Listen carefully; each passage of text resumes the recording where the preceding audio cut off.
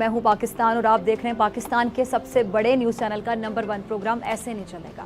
नाज़रीन, अफगानिस्तान में जो हालात हैं वो तेज़ी से बदल रहे हैं। तालिबान ने पंजशेर वादी के इलाके जो अलावा जो पूरे अफगानिस्तान पर हम कह सकते हैं कि अच्छी तरह से कंट्रोल भी हासिल करे, लेकिन इसके बावजूद अब भी कुछ हतमी नहीं है।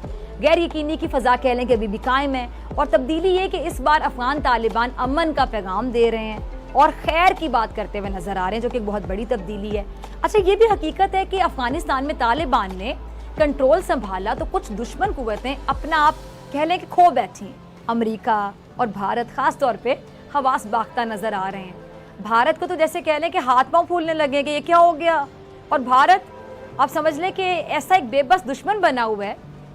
मुट्ठी भर तालिबान ने भारत, साबिक अफगान हुकूमत और अमेरिका को कहने के तिगनी का नाच नचा दिया और ये बता दिया प्रैक्टिकली कि सब कुछ ताकत नहीं होती है, बल्कि जज्बा भी बहुत बड़े बड़े दुश्मन को शिकस्त दे सकता है। जज्बा या कुव्वत इरादी से आप बड़े से बड़े दुश्मन को शिकस्त दे सकते हैं। अच्छा, मुझे एक मिसाल याद आ गई, जरा गौर से सुनिएगा। गिरगिट का पता है ना, गिरगिट को सांप ने ना जबड़े में काबू किया और उसको निगलने लगा। गिरगिट बिल्कुल बेबस और मजबूर हो गया था। गिरगिट बेबस और मजबूर हो गया था, लेकिन उसने हिम्मत नहीं हारी और अपने आप को बचाने की ना कोशिश करता चला गया। अच्छा, गिरगिट जो था ना वो सांप के पेट में जाकर सांप को मुसलसल काटता रहा, पेट में चला गया और जाकर काटता रहा और आखिरकार सांप के जिस्म को फाड़ कर गिरगिट ने अपना सर बाहर निकाल लिया। शायद गिरगिट बाहर निकलकर अपनी जान ना बचा पाया हो, लेकिन मरते दम तक कोशिश जारी रख के कम से कम अपने से कई गुना बड़े दुश्मन को उसने मार तो गिराया ना। अब गिरगिट ने हमें पैगाम क्या दिया, ये कि दुश्मन का छोटा बड़ा होना किसी भी सूरत मायने नहीं रखता, बल्कि हमारा जो हौसला होता है, लड़ने का जज्बा होता है, कब तक हम लड़ सकते हैं, ये अहमियत रखता है।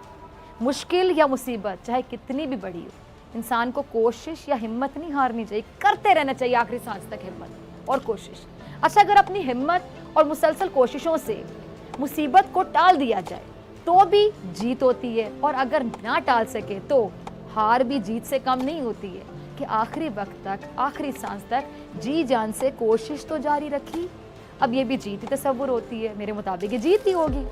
अच्छा, अफगानिस्तान में जो तालिबान की तादाद है, अमरीकी और अफगान फौज की निस्बत आपको पता है कि क्या कहूँ, जैसे आटे में नमक के मुतरादिफ कह लें, आटे में नमक के बराबर थी। अफगान तालिबान के लिए बहुत मुश्किल सूरत हाल थी, लेकिन वो फिर भी इतनी बड़ी फौज के आगे 20 साल तक साबित कदम खड़े रहे और बिलाशुबा सरवाइव भी कर लिया। जबकि अमरीकी फ़ौज, जिसके साथ इत्तेहादी फ़ौजें भी थीं, लेकिन उन्होंने तवील जंग के बाद अफ़गान तालिबान के आगे घुटने टेक दिए।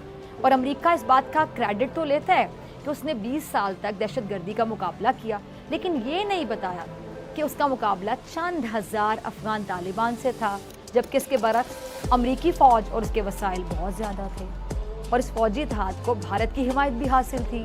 3 लाख अफ़गान फोर्सेस भी साथ थी, लेकिन सारी कुव्वतें एक साथ होने के बावजूद अपने मकासद में बुरे तरीके से नाकाम हो गई। अच्छा, अमरीकी सदर जो बाइडन तो अफ़गान फोर्सेस पर नाज करते नहीं थकते थे, और इसी तरह भारत का जो 2 नंबर है अजीत डोवल, वो भी अफ़गान फौजियों के गुण गाता था। लेकिन हुआ क्या, आज अमरीकी सदर हो या फिर अजीत, दोनों मुंह छुपाए फिरते हैं, मुंह की जो खाई। और भारत की तो हालत आप समझ लें कि इस वक्त बाकायदा गैर हो चुकी है।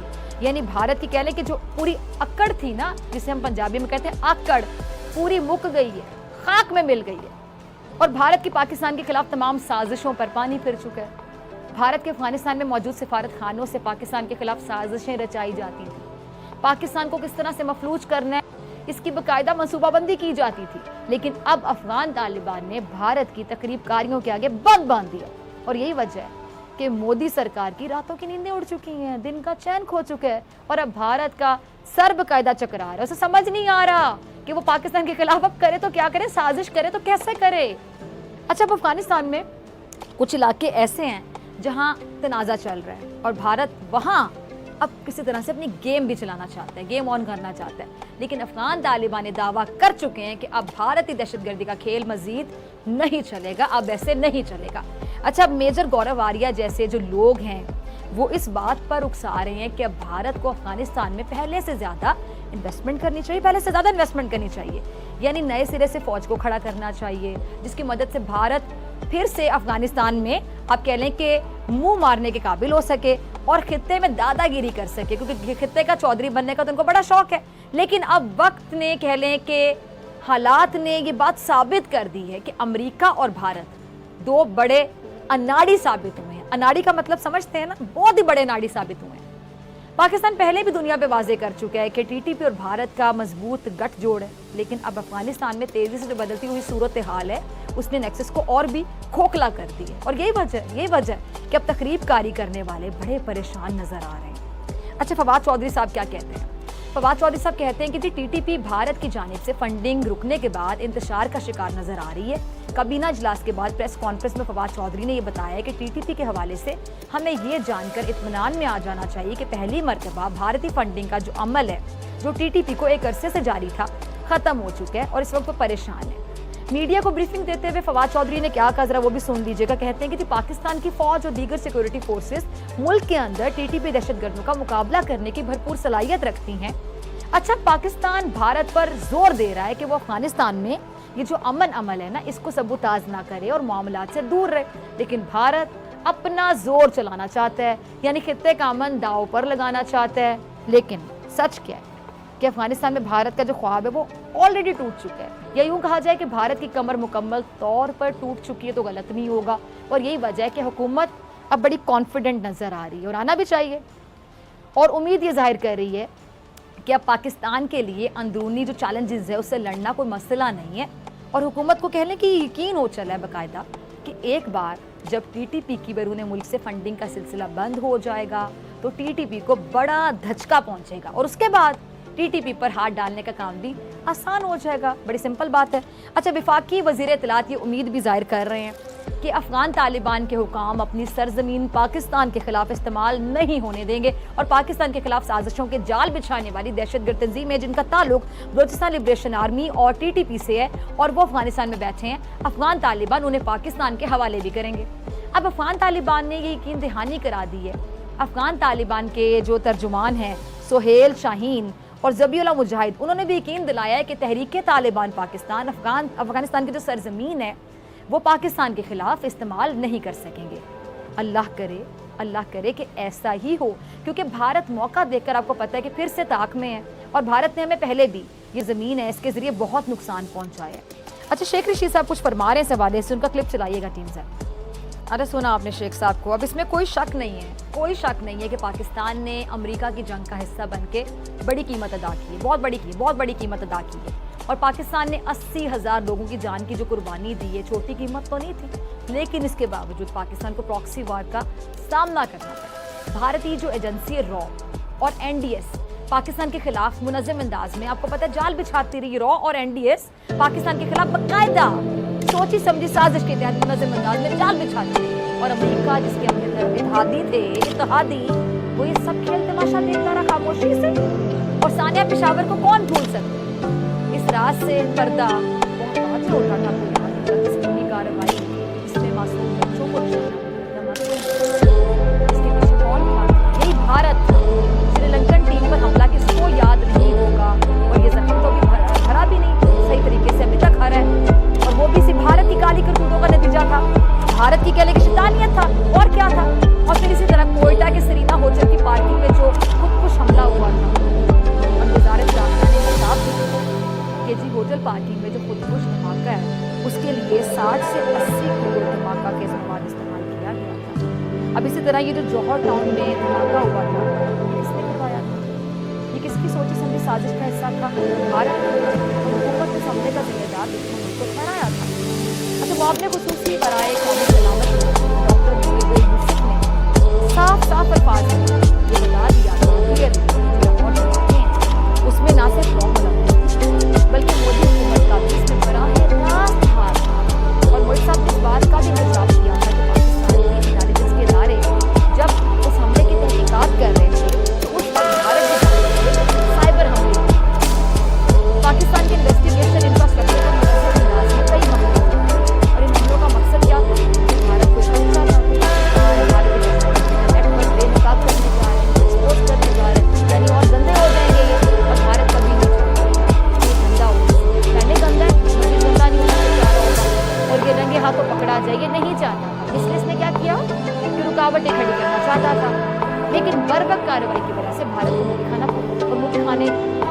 यानी मेरे को प्रैक्टिस है, हर बार इनको मूंग खाना पड़ती है। अच्छा, भारतीय जो एजेंसी रॉ, इसने एनडीएस से मिलकर दासू हमला करवाया और पाकिस्तानी सैनिकों की साजिश की। अच्छा, अगर ये रॉ और एनडीएस की साजिशों को एक एक करके मैं यहाँ गिनवाना शुरू कर दूँ तो यकीन जानिए कई प्रोग्राम्स मुझे करने पड़ जाएंगे।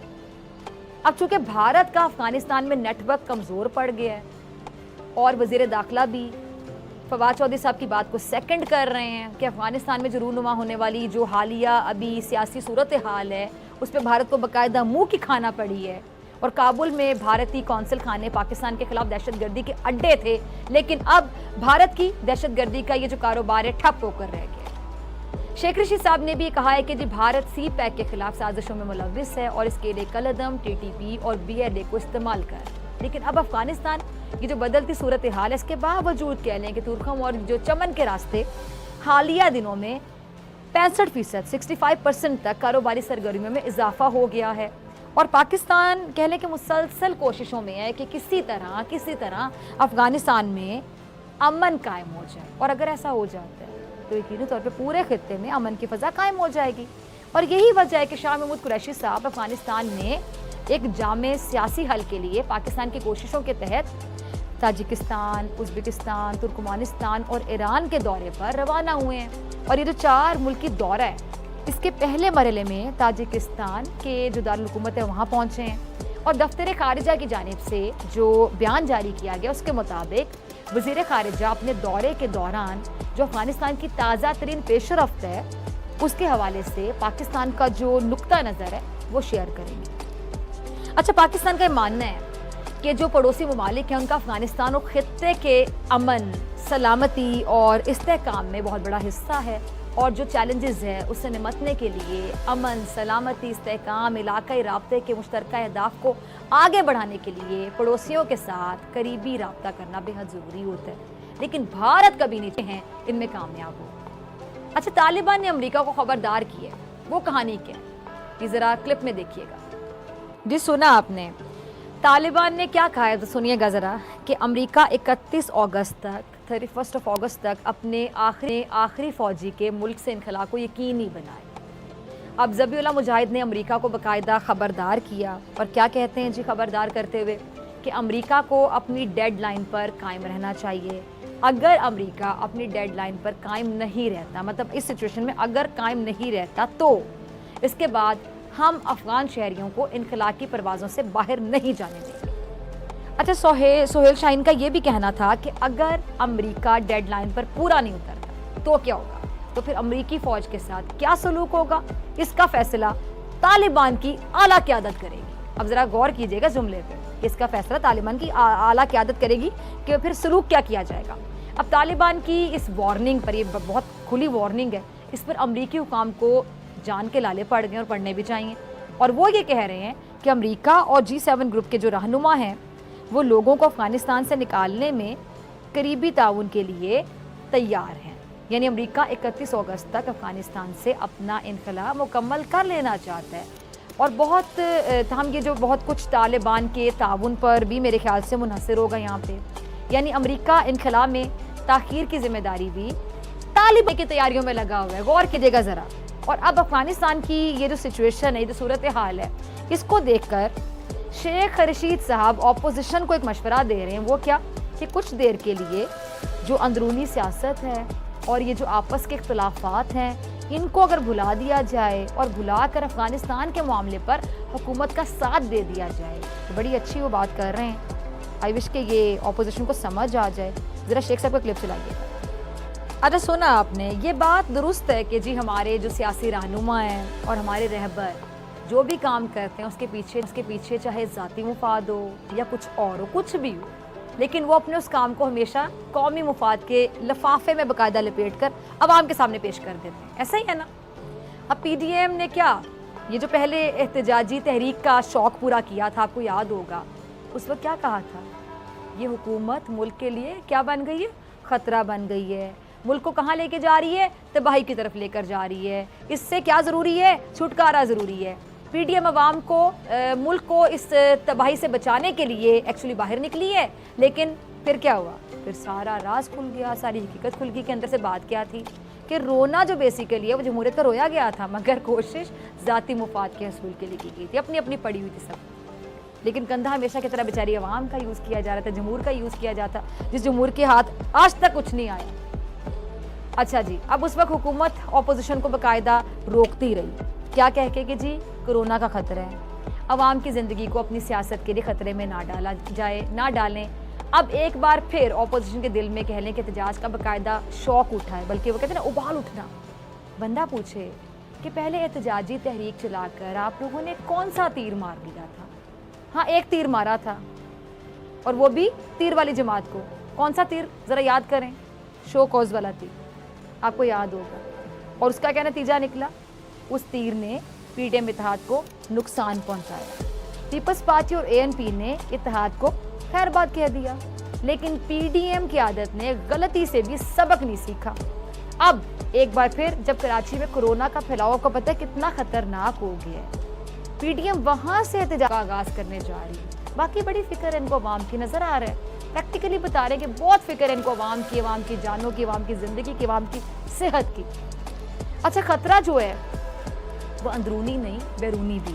افغانستان کی صورتحال کو لے کر اور ایسے حالات میں ملک کو اتحاد کی زیادہ ضرورت ہے. اس لیے وزیر داخلہ اپوزیشن کو باقاعدہ مشورہ دے رہے ہیں کہ جو ڈومیسٹک سیاست ہے نا, ابھی اس کا وقت نہیں ہے.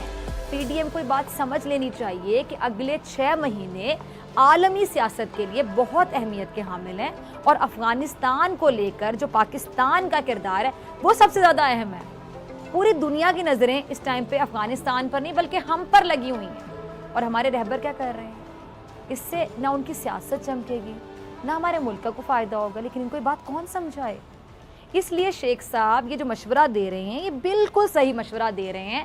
حالات کو دیکھتے ہوئے مشورہ دینا چاہیے کہ جیسے حالات چل رہے ہیں, اللہ کے بندو سمجھنے کی کوشش کرو, اس میں جو ایسا انداز سیاست جو آپ بنا رہے ہیں یہ بالکل نہیں چلے گا, ایسے نہیں چلے گا.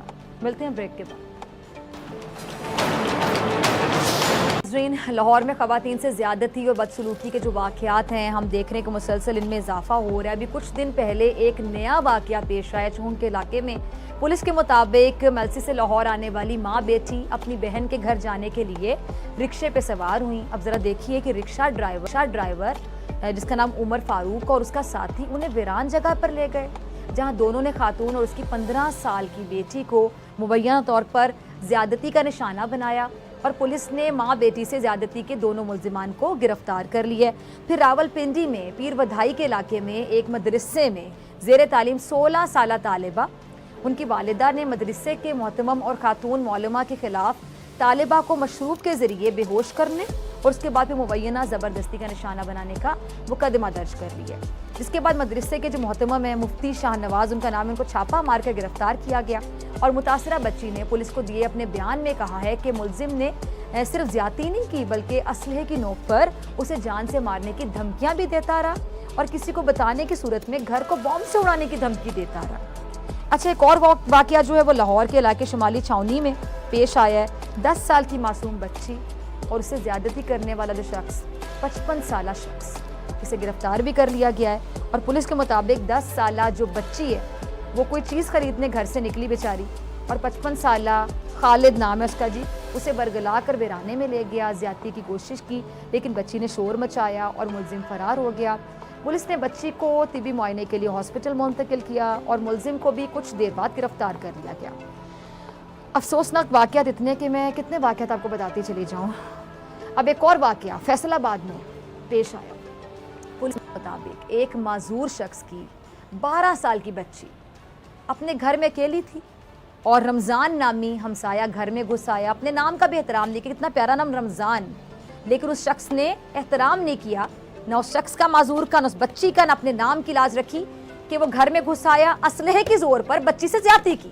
اور پولیس کیا بتاتی ہے کہ بچی کی چیخ و پکار پر اہل محلہ جمع ہو گئے, جس پر ملزم اسلحہ لہراتا ہوا موقع سے فرار ہو گیا. یعنی کسی قسم کا اس بندے کو خوف نہیں تھا. پولیس نے بچی کا میڈیکل کروانے کے بعد ملزم کے خلاف مقدمہ درج کیا اور اسے بہرحال گرفتار کر لیا گیا. اب آپ کو یاد ہوگا لاہور میں چنچی رکشے میں کیا ہوا تھا جی, اوباش نوجوان کی ایک نازیبا حرکت کا نشانہ بننے والی متاثرہ لڑکی تھی اس نے پولیس سے معذرت کر لی ہے کہ وہ منظر عام پر آنا ہی نہیں چاہتی، اور تفتیشی ٹیم کی جانب سے لڑکی کو ملزمان کی شناخت کے لیے منانے کی کوششیں ابھی جاری ہیں۔ اب سوال یہ ہے کہ کیوں آئے وہ سامنے؟ کون اس لڑکی کو اعتبار دلائے گا کہ کیا یہ سسٹم، یہ قانون اس کے سامنے آنے کے بعد، منظر عام پہ آنے کے بعد، اتنی ایفرٹ کرنے کے بعد کیا اس کو انصاف دلوا سکے گا؟ کیا قانون اس کی مدد کرے گا؟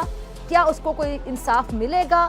اچھا، وزیر اعظم عمران خان صاحب نے آج گورنر ہاؤس لاہور میں وزیر اعلیٰ پنجاب عثمان بزدار اور آئی جی پنجاب انعام غنی کو خواتین کے تحفظ اور ہراسانی کے واقعات کی روک تھام کے لیے سخت اقدامات کی ہدایت کی ہے۔ اور پرائم منسٹر نے کیا کہا، ذرا یہ بھی آپ کے ساتھ شیئر کر لیتی ہوں۔ کہتے ہیں کہ جی مینار پاکستان میں جو ہوا اس سے ان کو بہت تکلیف ہوئی ہے، اور جو حرکتیں ہو رہی ہیں یہ ہمارے کلچر اور ہمارے دین کا حصہ نہیں ہے۔ بالکل صحیح کہتے ہیں پرائم منسٹر صاحب۔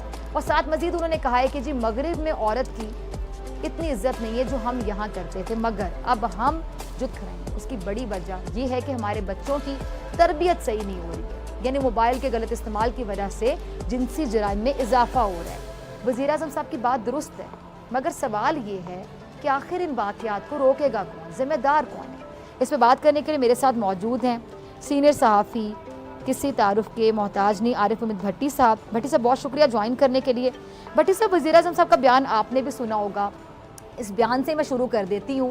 کیا ہماری نوجوان نسل کی جو تربیت ہے وہ واقعی صحیح طریقے سے نہیں ہو رہی ہے کہ وہ خواتین کا احترام اور عزت بھول چکے ہیں، یا پھر موبائل کا جو غلط استعمال ہے وہ اصل وجہ ہے جنسی جرائم میں اضافے کے لیے؟ اور ساتھ ہی ذرا میرے ذہن میں یہ بھی آتا ہے کہ جو ماں باپ ہیں اور بچے، ان میں اتنا زیادہ گیپ آ گیا کہ ماں باپ، شاید افسوس کے ساتھ کہوں گی کہ ماں باپ بھی اتنے مصروف ہو کمانے گیا ہے، جی وہ کما کر آ رہا ہے، وہ تھکا ہوا آیا ہے گھر میں، بچوں کو ٹائم نہیں دے پا رہا۔ مائیں بھی اپنے فیشن میں طرح طرح کے لباس خریدے جا رہے ہیں، میک اپ خریدا جا رہے ہیں، اتنے بزی ہو گئے ہیں سب کہ ماں باپ بچوں کو توجہ نہیں دے پا رہے ہیں، وقت نہیں دے پا رہے ہیں۔ ماں باپ کو پتہ نہیں بچے کہاں جا رہے ہیں، کن دوستوں کے ساتھ بیٹھ رہے ہیں، کتنے بجے آ رہے ہیں، کہاں سے آ رہے ہیں، جو بتا کر جا رہے ہیں وہاں جا رہے ہیں۔ شاید ان بیلنس نہیں ہے۔ آپ کو نہیں لگتا یہ بھی بہت بڑی وجہ بن رہا ہے معاشرے میں بگاڑ کی؟ بسم اللہ الرحمن الرحیم۔ ڈاکٹر صاحب، گزارش یہ ہے کہ ہر بچے کی تربیت اچھی ہونی چاہیے، اس کے والدین کو، ٹیچر کو، گھر والوں کو، سب کو کرنا چاہیے۔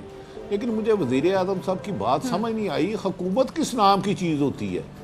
یہ اس پولیس کا 5 کھرب سے زیادہ بجٹ ہے۔ بھائی، لوگوں کی جان و مال کی حفاظت آپ کی ذمہ داری ہے۔ اسلام نے جتنا خواتین کو احترام دیا ہے، مذہب نے دیا، دنیا میں کسی نے نہیں دیا۔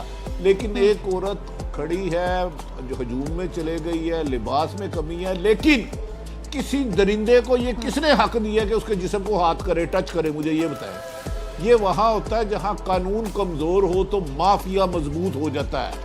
جب سزائیں نہ ہو، جب پولیس والے پیسے لے کے ریسٹ ہاؤسوں سے ادھر بوتل ہاؤس کھولے، جب ان کے افسر منشیات کا کام کرے، قبضہ گروپ کا کام کرے اور ان لوگوں کی سرپرستی کرے، میں کہتا ہوں کہ خواتین کا احترام، مرد کو بھی اللہ نے پردے کا حکم دیا ہوا، تو مجھے بھی حکم ہے کہ میں اپنی نظریں نیچے رکھوں۔ وہ خاتون کیسی بھی تھی، گئی تھی، مجھے بتا دیں دین یا دنیا کا کون سا قانون ہجوم کو یہ اجازت دیتا ہے کہ اس کو ٹچ کرے؟ What is this بھائی؟ حکومتیں پروٹوکول انجوائے کرنے کے لیے نہیں ہوتی، اپنے فرائض کی ادائیگی کے لیے ہوتی ہے۔ جب اس بچی نے 6:30 پہ گئی، 6:40 پہ پہلی کال کی، 15 کال کیوں نہیں آئی؟ الٹا دینی صحیح تھا، تو اسے ایس ایس پی کو سسپینڈ کر دینا چاہیے تھا۔ اوپر سے آپ نے جن افسروں کو بدلا، ایک ڈی آئی جی آنیسٹ تھا، اس کو بدل لیا، جو قبضہ مافیا ان افسروں کو بچا لیا آپ نے۔ بھائی، عوام کی، میری، آپ کی، فضا کی، میری، اے بی سی، مزدور کی، کسان کی، کاریہ کی، ارب پتی کی، کھرب پتی کی، ایک ریڑی بان کی، عوام کی جان و مال حفاظت حکومت کی ذمہ داری ہے۔ اس ذمہ داری سے یہ باہر نہیں ہو سکتے۔ میں ان کی اس بات کو نہیں مانتا، تربیت ہونی چاہیے اچھی۔ میرا بھی فرض ہے اپنی اولاد کو اچھائی اور برائی بتاؤں، ہر ایک کا فرض ہے۔ لیکن خاتون جس صورت میں بھی ہے، مجھے بتا دے ہجوم نے کیوں اس پر حملہ کیا؟ ان درندوں کو پہلی دفعہ سزا ہوتی ہے۔ اور دوسری بات بتا دوں، یہ واقعات روزانہ ہوتے ہیں، اللہ معاف کرے، صرف یہ کیمرے کی نظر ہو گئے، بچوں کے ساتھ بھی زیادتی ہوتی ہے۔ اور میں کہتی ہوں اچھا ہو گیا کیمرے کی نظر ہو گیا تاکہ پتہ تو چلے کہ ہمارا معاشرہ جا کہاں پر ہے۔ بھٹی صاحب، نظر تو آئے کہ ہم کہاں پہنچ گئے، چکے ہیں، پہنچ گئے ہیں۔ اور کہاں جائیں گے خدا نہ خواستہ اگر روکا نہ جائے؟ میں آپ کو بتاتا ہوں ڈکیتی کے دوران نہ خدا اللہ معاف کرے کچھ ایسے درندہ صفت انسان جانور ہیں جو ریپ کرتے ہیں، لیکن گھر والے عزت بچانے کے لیے بچیوں کا نام نہیں لیتے کہ بچی سے ریپ ہوا ہے، کیونکہ ہماری بیٹی کی عزت نہ ہو۔ اگر آپ بیٹی پولیس میں چلے جائے گی کیا ہوا تھا، انہوں نے ہاتھ کیسے پکڑا تھا، یار انہیں دے پولیس والوں کو، انہیں تربیت دے کہ آپ نے قانون پر عمل درآمد کرانا ہے۔ اگر کہیں جرائم پیشہ اچھا بھٹی صاحب، اس پہ میں آپ سے ڈیٹیل میں آپ کا موقف لوں گی۔ یہ پولیس والوں کے حوالے سے جو ان کا کردار ہیں، لوگ کہتے ہیں ہم وہاں نہیں جائیں گے، اس سے بہتر ہے کہ ہم صبر کر کے بیٹھ جائیں، ہم نے اللہ پہ معاملہ چھوڑا۔ اکثر لوگوں کو ایسے کہتا ہوا سنا ہے، میں نے بھی، آپ نے بھی سنا ہوگا۔ فرزانہ صاحبہ نے میں جوائن کیا سماجی کارکن فرزانہ باری، بہت شکریہ آپ کا وقت دینے کے لیے۔ فرزانہ صاحبہ نہیں ہوں گی، ابھی جو واقعات ہمارے یہاں ہو رہے ہیں فرزانہ صاحبہ، ایک واقعہ پھر دوسرا واقعہ، ایک کی گونج ابھی ختم نہیں ہوتی ہے، اس پہ ہم پروگرامز کر رہے ہوتے ہیں تو اتنے میں دوسرا واقعہ ہو جاتا ہے۔ ہر واقعے کے بعد سننے کو ملتا ہے کہ جی ملزمان کو کیفر کردار تک پہنچایا جائے گا، ایسی سزا دی جائے گی کہ دیکھا جائے گا، نشان عبرت بنایا جائے گا۔ لیکن ہراساں کرنے والے جو ملزمان ہیں اکثر قانون کا فائدہ اٹھاتے ہوئے بچ جاتے ہیں، یا پھر فوری ضمانت پر باہر آ کر جو متاثرہ خواتین ان کو بیچاریوں کو دھمکانا شروع کر دیتے ہیں۔ اس کا حل کبھی کسی نے نہیں سوچا اور اتنی دیر میں دوسرا واقعہ ہو جاتا ہے۔ آپ بھی یقینی طور پہ پریشان ہوتی ہوں گی، دل برداشتہ ہوتی ہوں گی، کیا کہیں گی آپ؟ دیکھیں حل تو ہمارے سامنے ہے نا، اور دوسرا یہ ہے کہ جن کو ہم بار بار کہتے ہیں نا کہ واقعہ ہو جاتا ہے، اب پاکستان کے اندر یہ واقعے نہیں ہوتے، یہ تو وہ ہے نا کہ جو آپ کے میڈیا کے سامنے ایک انسیڈنٹ ہمارے سامنے آ جاتا ہے۔ جی جی، یہ ایک پورے سماج کے اندر یہ ایک رجحان بن گیا ہے نا، اس کو آپ کو سوشولوجیکلی دیکھنا پڑے گا کہ ہمارے سماج میں کیا ہوا کہ اتنے غیر مہذب اور جنسی جنونیت اور بربریت کے جو یہ رویے بنے ہیں۔ دیکھیں یہ 50 سال پہلے پاکستان میں تو یہ صورتحال نہیں تھی نا جو آج 2021 کے پاکستان کے اندر صورتحال ہے، یہ پچھلے چند سالوں سے جو کچھ ہوا ہے۔ لیکن جب تک اس کے اندر بہت سارے عوامل ہیں جس کے اوپر ہمیں غور کرنا پڑے گا، کیونکہ دیکھیں سب سے بڑی بات ہے کہ اس ملک میں آج تک ابھی بھی ہم نے عورت کو انسان کا درجہ دیا ہی نہیں ہے۔ وہ آج بھی ایک ملکیت کا تصور کہ عورت کسی کی ملکیت ہے، کسی مرد کی ملکیت ہے، وہ موجود ہے، اور عورت کو جب آپ ایک سیکچول آبجیکٹ کے طور پہ ہی دیکھتے ہیں اور آپ اس کو ایک انسان ہی نہیں سمجھتے، اور جہاں بھی آپ دیکھیں وائلنس ہوتا ہے وہاں جو کرنے والا ہوتا ہے اور جو سہنے والا ہوتا ہے اس کے درمیان طاقت کا ایک جو امبیلنس ہوتا ہے۔ جو کرنے والا ہوتا ہے وہ سماجی حوالے سے یا معاشی حوالے سے وہ اپنے وہ بہتر پوزیشن میں ہوتا ہے جس کے اوپر وہ ظلم کر رہا ہوتا ہے، اور ظاہر ہے کہ جو عورتیں ہیں یا بچے ہیں یا ٹرانسجینڈر ہیں یا ہمارے ہاں جن کے اوپر غیر مسلموں کے اوپر جو ظلم ہوتا ہے، کیونکہ وہ ہر لحاظ سے ان سے کمزور ہوتے ہیں، اور کیونکہ ہماری ریاست جو ہے وہ ظالم کے ساتھ ہی کھڑی ہوتی ہے۔ چاہے دیکھیں آپ پرائم منسٹر سے شروع کر لیں جو کہ کپڑوں کے، عورتوں کے کپڑے نہ پہننے کے، اور کہتے ہیں کہ مرد بیچارے کیا کریں، جہاں پہ اس قسم کا مائنڈ سیٹ ہوتا ہے، جہاں کی پولیس میں آپ کا آر پی او کہتا ہے کہ جی وہ عورت رات کو گئی کیوں، وہ بچوں کی ماں تھی، اس نے پیٹرول کیوں نہیں ڈالا۔ آپ کا چیف جسٹس جو آپ کا چیف جسٹس ہے وہ عورتوں کا اسکرٹ کے اوپر مذاق کر رہا ہوتا ہے، اور آپ کو یہاں پہ کنوکشن ریٹ نہ ہونے کے برابر ہے۔ تو دیکھیں جب آپ کا جزا سزا کا ہی سسٹم ختم ہو گیا نا، تو پھر ظاہر ہے کہ ہمارے سماج کے اندر ایک جنگل کا قانون ہے، اور اس کے اندر جو درندہ صرف لوگ ہیں، بالکل ٹھیک ہے، وہ ہر طرح کے جرائم کرتے پھر رہے ہیں۔ اب دیکھیں اس کا حل کیا ہے؟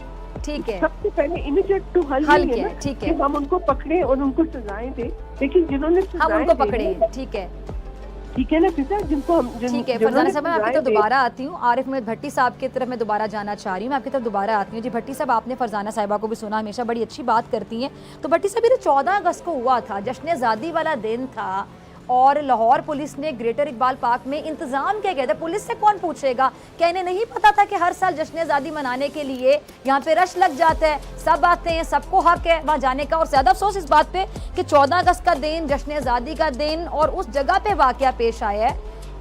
मतलब उस जगह पे वाकया पेश आना बनता नहीं था, कहीं भी आना नहीं बनता था, लेकिन वहाँ पे पेश आया तो बहुत ज़्यादा तकलीफ हुई। फिर बहुत से लोग जी लड़की पे सवाल उठा रहे हैं, किसने पहले अपने फैंस को कहा कि आप आएँ, फिर इस तरह के लिबास पहना कि खुद उनको अट्रैक्ट करी। चले उसने जो भी पहना वो गलत होगा अपनी जगह, उसने उनको बुलाया वो भी गलत होगा, लेकिन ये जो फैंस थे, जो लोगों ने वहाँ पे उसके साथ किया, या किसी भी जगह पे करना बनता था, इनकी तहजीब कहाँ चली गई थी? डॉक्टर साहब, मैंने अर्ज किया है कि औरत जिस भी शक्ल में हो, रात का पहर हो या दोपहर का, किसी भी दरिंदे मर्द को उस पे हाथ लगाने की इजाज़त नहीं, मीनारे पाकिस्तान हो या चारद्वारी। लेकिन मैं आपकी मेहमान से मोहतरमा फरजाना साहब टोटल इख्तलाफ कर रहा हूँ। ये कह दिया कि पाकिस्तान में औरत का एहतराम नहीं है। वो यार, मेरा मजहब औरत को जितना एहतराम देता है उतना दुनिया का कोई मजहब दे के तो दिखाए। मेरा माशरा जो देता है, क्या लड़कों के साथ बदफेली नहीं होती? 1 करोड़ एक बताता हूँ, 1000 एक रोजाना बताता हूँ। अगर एक चंद गंदे आंडों ने ये हरकत की, गलीज लोगों ने हरकत की, उसका ये मतलब नहीं कि खुदा ना खास्ता हमारे माशरे में औरत का एहतराम नहीं। औरत माँ भी है, बीवी भी है, बहन भी है, बेटी भी है, और कुछ भी नहीं तो माँ ही है। औरत का एहतराम वाली बात इसमें नहीं है, इसमें चंद गंदे आंडे हैं। मैंने कहा कसूर में 300 बच्चों से ज्यादती हुई, 300 लड़कों से, वो तो औरतें नहीं थी। ये दरिंदों को निशाने इबरत बनाएं, कानून पर इम्प्लीमेंट बनाएं, पुलिस को इसका पाबंद बनाए कि उसकी तफ्तीश अच्छी तरीके से करे, उसके विटनेस अदालतों में लेके जाए, उन्हें सजा मिले। ज्यादती तो ज्यादती है। मैं कह रहा हूँ औरत को किसी भी सूरत उसका एहतराम कम नहीं होना चाहिए, इसमें दो राय है ही कोई नहीं। वो मोहतरमा अकेली जाए, 10 में जाए, मीनारे पाकिस्तान रश होता है। आप तो, मैं आपको एक 20 साल पहले का वाकया बता देता हूँ। चेरिंग क्रॉस न्यू ईयर का फंक्शन था। हमारा एक दोस्त है, अल्लाह बख्शे, सहाफी, फौत हो गया। उसने न्यू ईयर का एक बिपर देना था। क्राउड ने जो उसका हाल किया, मैं फिजा ये टीवी पे नहीं बयान कर सकता। ये दरिंदे नहीं देखते खतून है या मर्द है। खतून तो है ही काबिल एहतराम, उसे देख के सर नीचे करो, एहतराम करो, साइड पे हो जाओ। लेकिन अगर आप ये कहें कि मेरा माशरा औरत को एहतराम नहीं देता, तो मैं इससे इख्तलाफ करता हूँ। कल भी इज्जत थी हमारी, आज भी इज्जत, फरजाना कल कुछ भी कहना इज्जत चाह रही रहेगी। हैं भट्टी साहब, फरजाना बारी कुछ कहना चाह रही हैं, जरा उनको भी सुन। जी फरजाना, ये जो दूसरी सब बात कर रहे हैं कि हमारा माशरा या इस्लाम जो है, इस्लाम तो औरत के एहतराम के ऊपर बहुत जो है वाज़े उसकी पोजीशन है, लेकिन पाकिस्तान का जो मुसलमान माशरा है, इसके अंदर अगर वो कोई कहते हैं कि हम औरतों का एहतराम करते हैं, तो मुझे लगता है कि ये पता नहीं कौन सी दुनिया में रह रहे हैं भट्टी साहब। आप उन औरतों से पूछें जो काम की जगहों पे जाती हैं तो उनको हरासा किया जाता है। वो मोहतरमा, मैं इस दुनिया में रह रहा हूँ, मैं किसी एनजीओ में नहीं रह रहा। फरजाना साहिबा, मैं आपको बताऊं मर्दों से क्या होता है। मैं इस दुनिया में रहता हूँ, मैं किसी एनजीओ में नहीं रहता। मैंने 30 साल सहाफत की है। आप मुझे बताने लग पड़ी है मैं किस दुनिया में रहता हूँ। मैं मरीज से आया हूँ। मुझे बात करने दीजिए। बात करे ना तो, लेकिन ये दुनिया के मुझे दर्श ना दे मैं कहाँ रहता हूँ। देखें, आप मुझे भी कोई दर्द न दीजिए, आप प्लीज मैं अपनी बात करना चाहती हूँ। मैं ये आपको बताना चाहती हूँ कि पाकिस्तान की औरत का ना कोई एहतराम, ना वो कहीं अपने आप को महफूज समझती है। आपकी स्कूल कॉलेज की बच्चियाँ, उनके हर बच्ची जो है वो सेक्सुअल हरासमेंट का शिकार होती है। फैक्ट्रियों के अंदर काम करने वाली औरतें, आपका वो मुल्क है जहाँ पे अभी तो कब्रों से भी आप औरतों को निकाल के उनके रेप हो रहे हैं, और आप ये बात कर रहे हैं यहाँ औरतों का जो है, औरतें यहाँ पे दिखती हैं, यहाँ आपके वल्वर की रस्में हैं, यहाँ बन्नी की रस्में हैं, यहाँ छोटी छोटी बच्चियों की शादी होती है, जहाँ आपकी काउंसिल ऑफ इस्लामिक आइडियोलॉजी कहती है कि मर्द को इख्तियार है कि वो छड़ी के साथ बीवी को मार सकता है, और अगर बच्ची 7 साल की उम्र में बालिग हो जाए तो उसकी भी आप शादी कर सकते हैं। तो और दुनिया में ग्लोबल जेंडर गैप इंडेक्स के अंदर आपका मुल्क जो है, पूरे जो दुनिया के ममालिक में सेकंड लास्ट नंबर पे आप आते हैं। आप किस एहतराम की बात कर रहे हैं भट्टी साहब? ये मुल्क जो जहाँ पे औरत मेहनत कर, मैं आपको बताता हूँ, जिस इस्लाम की आप अमेरिका की बात कराती है, वहाँ रेप रेशियो ज्यादा यहाँ से पाकिस्तान से। मैं प्रोग्राम करूंगा इसमें। मैं कह रहा हूँ औरत को किसी भी सूरत मेरे लिए काबिल एहतराम है, वो जहाँ भी है, जिस लिबास में भी है, उसका तो सवाल है ही नहीं मोहतरमा, उसका तो सवाल है ही नहीं। کہ اس ملک کے اندر گھریلو جس احترام کی آپ بات کر رہے ہیں، ہر عورت، ہر تیسری عورت، اور یہ میں نہیں کہہ رہی، یہ آپ کا جو ڈیموگرافک ہاؤس ہولڈ سروے یہ کہہ رہا ہے کہ ہر تیسری عورت جو ہے وہ ڈومیسٹک وائلنس کا شکار ہے. جس گھر کے اندر، ہر تیسرے گھر کے اندر عورت کو مار پیٹ ہوتی ہے، اس کے اوپر ظلم ہوتا ہے، تو ہم یہ بات لے کر بیٹھ جائیں کہ جی ہم یہ کہیں کہ جی ہمارے. اچھا فرزانہ صاحبہ، سوری ٹو سے، بڑی لمبی ڈیبیٹ ہے اس پہ، تو میں کہتی ہوں کسی دن ہم پروگرام ایک رکھیں گے، بھٹی صاحب بھی اگری کریں گے. اس میں ہمارے معاشرے کا بڑا قصور ہے کہ جب گھر میں اس طرح ہو رہے ہوتے ہیں واقعات پیش آ رہے ہوتے ہیں، گھریلو ناچاتی کے واقعات ہوتے ہیں، تو گھر والے اکثر ایموشنل کر رہے ہوتے ہیں لڑکیوں کو کہ بھائی اب تم طلاق نہ لو، تم اس سائڈ پہ نہ جاؤ، پلیز اپنا گھر بساؤ، اگر ایسا ہوگا تو خاندان والے کیا کہیں گے. یہ کلچر ہے ہمارے ہاں، تو گھر سے بھی سپورٹ نہیں مل رہی ہوتی. اچھا اکثر خواتین سپورٹ نہیں کر رہی ہوتی ہیں، گھر میں رہنے والی مائیں یا آپ کی بہنیں نہیں سپورٹ کر رہی ہوتی ہیں، آپ کے گھر میں رہنے والی بھابیاں آپ کو سپورٹ نہیں کر رہی ہوتی ہیں. تو ہمارے یہاں وہ جو لڑکی ہے بڑا ایموشنلی بھی بڑا پس رہی ہوتی ہے. فرزانہ صاحب آپ اگری کریں گی، بھٹی صاحب آپ بھی اگری کریں گے. اس میں آپ کو فیملی کی سپورٹ نہیں کر رہی ہوتی ہے جو لڑکیاں ایسے ماحول میں رہ رہی اگر بھابی نہیں سپورٹ کر رہی، ساس نہیں کر رہی، وہ بھی تو عورت ہے نا. تو آپ ایک سروے کریں، میں چیلنج دیتا ہوں، یہ غلط بات چھوٹ رہا ہے کہ ہر تیسری عورت کے ساتھ ظلم ہوتا ہے. یہ میں اس کا چیلنج کرتا ہوں. اگر کوئی اپنی ساس بہو کی نہیں بن رہی، دونوں عورتیں ہیں، انہیں بننی چاہیے بھائی. یہ کیا طریقہ کہ ہر پاکستان میں ہر تیسری عورت کے ساتھ ہوتا ہے؟ یار ہر تیسری عورت ماں بھی ہے، بہن بھی ہے، گھر چلتا ہی عورتوں کی وجہ سے ہے. عورت نہ ہو تو گھر چل ہی نہیں سکتا. بھٹی صاحب آپ کی بڑی پیاری سوچ ہے، کاش کہ ہر مرد کی سوچ ہو. فرزانہ صاحب شاید یہ کہنا چاہ رہی ہیں کہ یہ اس طرح کی سوچ ہر مرد کی ہونی چاہیے ہمارے معاشرے میں.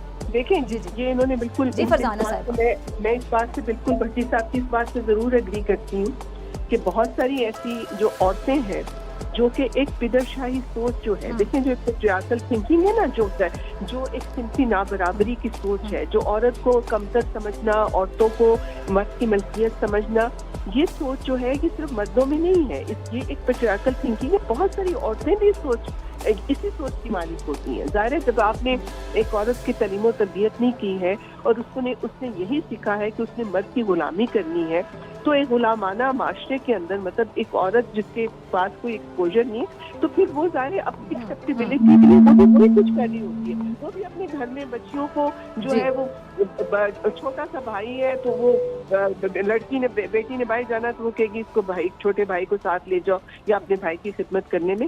تو میں اس بات سے تو اگری کرتی ہوں کہ جو یہ صنفی نابرابری کی سوچ ہے جس کو ہم پدر شاہانہ یا پیٹریارکل تھنکنگ کہتے ہیں، صرف مردوں کی نہیں ہے، عورتوں کی بھی ہے، اور اس کو بدلنے کی ضرورت ہے. بھٹی صاحب آپ کا لاسٹ کامنٹ بھٹی صاحب پہ مجھے کلوزنگ پہ جانا ہے. جی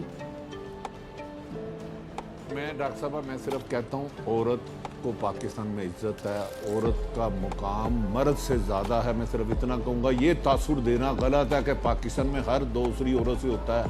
اگر عورت ماں، بہن، بیٹی ہے، اگر کوئی ساس بہو کا جھگڑا ہے تو دونوں عورتیں ہیں. ہمیں اپنے آپ کو ٹھیک کرنا. عورت جس صورت میں ہو مرد سے زیادہ قابل احترام ہے اور قابل عزت ہے. میری تو سبمیشن اتنی ہے، عورت کے بغیر گھر ہی نہیں ہو سکتا. اچھا بھٹی صاحب سوری میں آپ کی بات کاٹ رہی ہوں، عزت تو ہے لیکن انصاف کیوں نہیں؟ اور دوسرا جو سوشل میڈیا پر کوئی بھی واقعہ پیش آتا ہے تو ایک بحث شروع ہو جاتی ہے. وہ قانون کمزور ہے. فضا یو آر 100% رائٹ. قانون کمزور ہے. جہاں قانون کمزور ہو مافیا آ جاتا ہے. وہ مرد کے ساتھ بھی بدکرداری کرتے ہیں اور عورتوں کو، یعنی یہ بات بھی ثابت ہوتی ہے نا بھٹی صاحب، آپ سیاست پہ گہری نظر رکھتے ہیں، بڑا اچھا تجزیہ کرتے ہیں، یعنی یہ بات بھی ثابت ہوتی ہے نا کہ پولیس کے آئی جیز تبدیل کرنے سے کچھ نہیں ہوگا، ریفارمز لانے پڑیں گے، کام کرنا پڑے گا، پھر کچھ بنے گا. اور میں صرف اس میں ایک بات دیکھیں، یہ جس کو رکھے ہوئے ہیں وہ زیادہ گندے ہیں، جو بھیجے ہیں کچھ بہتر تھے.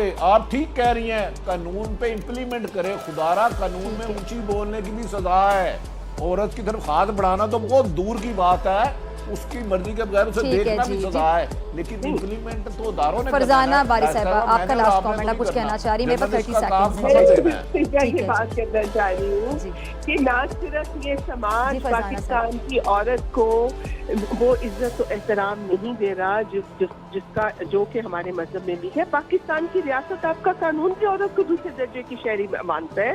کیا بھٹی صاحب کو نہیں معلوم کہ 2 عورتوں کی گواہی ایک مرد کے برابر قانون شہادت میں आज भी है। क्या भट्टी साहब को नहीं मालूम कि किसास दियत के कानून में औरत की ब्लड मनी जो है वो मर्द की निस्बत आती तो है? ये अल्लाह से पूछे ना, जो क्या चीजें आपको ये कुरान नहीं में है मालूम उसके है कि खिलाफ भट्टी तो साहब- मैं नहीं ना क्या जा आपको सकता, ये मालूम जो नहीं चीजें है? पुराने पाक क्या में आपको ये है मालूम उसके नहीं खिलाफ है तो मैं नहीं ना कि जा सकता। नहीं, देखिए मुझे बात खत्म करने दे। मुझे क्या सब आपको कुछ ये मालूम है, नहीं लेकिन कुरान में जो फैसला कर दिया क्या गया है आपको उसके खिलाफ भट्टी दलील साहब, देने क्या का आपको मुझे ये इख्तियार मालूम नहीं है। चले माजरत के साथ मैं कहूँगी मेरे पास वक्त की कमी है, मुझे क्लोजिंग का है, तो ये बाकी बहुत लंबी डिबेट है, इस पर हम किसी और दिन प्रोग्राम रखते हैं। मैं दोनों को दावत दूंगी। दोनों मेहमानों का बहुत शुक्रिया अपना वक्त देने के लिए, आपके तज्जिए के लिए। इसी के साथ डॉक्टर फिज़ा अकबर खान को दीजिए इजाज़त। आपसे मुलाकात होगी इंशाल्लाह कल सेम टाइम सेम चैनल। अगर ज़िंदगी ने वफ़ा की, दुआओं में याद रखिएगा, अपना बहुत ख्याल रखिएगा। और जाने से पहले देखिए अहमद फराज की याद में हमारा सेगमेंट